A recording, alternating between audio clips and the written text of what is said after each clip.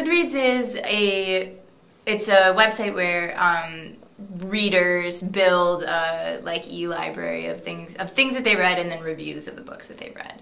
And then you can, I think it's called like being friends with someone like on Facebook, and then you can see their library and comment on their books, or connect to other people who have similar interests and see what they've read. The goal of the class was really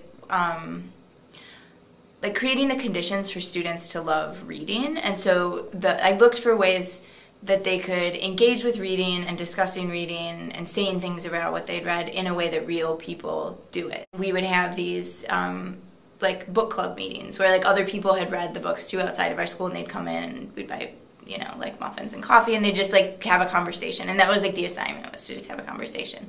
So another way to sort of extend the conversation was they all created a Goodreads account, and then we did a day where it was like race to see how many books you can remember that you've read, and like to build their library. And then they would, I had as an assignment for them to post about the book that they had read and write a review of it. And then they would comment, and then they had to like comment on each other's reviews, and I would comment on their reviews.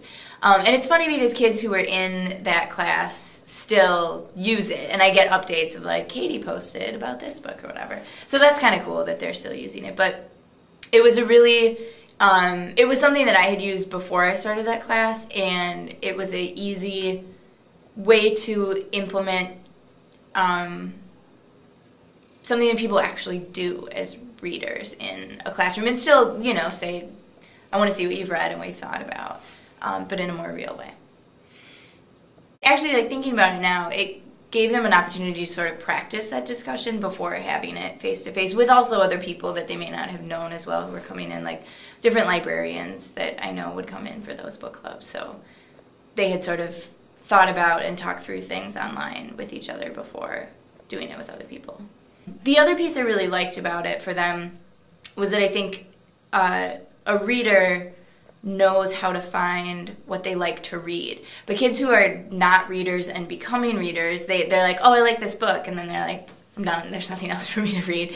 So it establishes this network of, so I would say, we'll go on Goodreads, and you really liked Water for Elephants, so search for everybody who has Water for Elephants in their list and look at the rest of the list of what they've read, and then find something that looks interesting to you there, and then keep reading it. So it creates this like sustaining model of, I know how to find books that I will like, or I know how to network with other people to get recommendations, which I think is really important for kids being lifelong readers.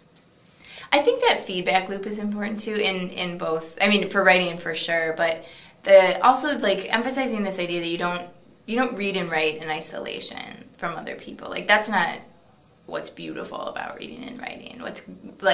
What's deep learning is when you read and you talk to someone about it.